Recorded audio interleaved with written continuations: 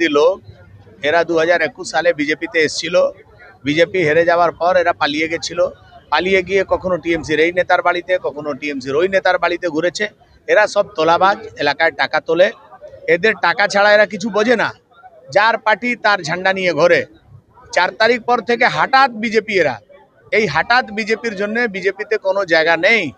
আমাদের সিএম শুভেন্দু অধিকারী, আমাদের রাজ্য সভাপতি সাংসদ শ্রমিক ভট্টাচার্য স্পষ্টভাবে বলেছেন যে আর আমরা টিএমসির কোনো লোককে বিজেপিতে নেব না। আমরা আরও কয়েকজনকে দেখেছি যারা কাঁধে ঝান্ডা নিয়ে ঘুরছে। কালকে শপথ গ্রহণে পৌঁছে গেছে টিএমসির নেতারা। এই সব অবসরবাদী লোকেদের জন্য বিজেপিতে কোনো স্থান নেই।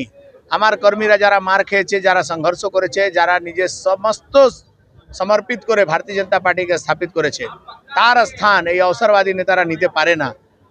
ওদের জন্য আমাদের স্পষ্ট বার্তা আছে। আপনি কাঁধে বিজেপির ঝান্ডা নিয়ে নিন, মুখে গেরুয়া বীর মেখে নিন। সেই গেরুয়া বীর মেখে নিলে বিজেপি হতে পারবে না। যারা এই ধরনের আচরণ করছে তাদের বিরুদ্ধে পুলিশ কঠোর পদক্ষেপ নেবে। কালকে আমাদের নবান্নতে বৈঠক আছে, সেই বৈঠকে স্পষ্টভাবে সিএম বার্তা দিয়ে দেবেন এই ধরনের রাজক লোকেদের জন্য সমাজে কোনো স্থান নেই। পুলিশের কাজ পুলিশ করবে না। আমরা তো টিএমসির মতন পুলিশ চালাবো না। পুলিশের কাজ পুলিশ করবে। যা অভিযোগ হয়েছে সে অভিযোগ আপনি যদি বলছেন আমিও একবার বলবো। এই ধরনের যারা আচরণ করে মানুষকে ভয় দেখাচ্ছে, তোলাবাজি করছে, বম চালাচ্ছে, গুলি চালাচ্ছে, বম গুলির জন্য আর পশ্চিমবাংলায় কোনো জায়গা নেই। কালকে আপনি শুনতে পারবেন আমরা পশ্চিমবাংলায় যত বেআইনি অস্ত্র আছে সমস্ত উদ্ধার করাবো।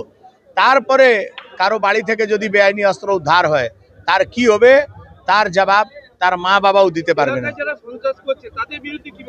একদম কঠোর পদক্ষেপ নেওয়া হবে। আমি তো বারবার আপনাকে বলছি, প্রশাসনকে আমরা স্পষ্ট বলেছি এই পশ্চিমবাংলায় কাল থেকে আইনের রাজ চলবে, কোনো রাজনৈতিক দলের রাজ চলবে না।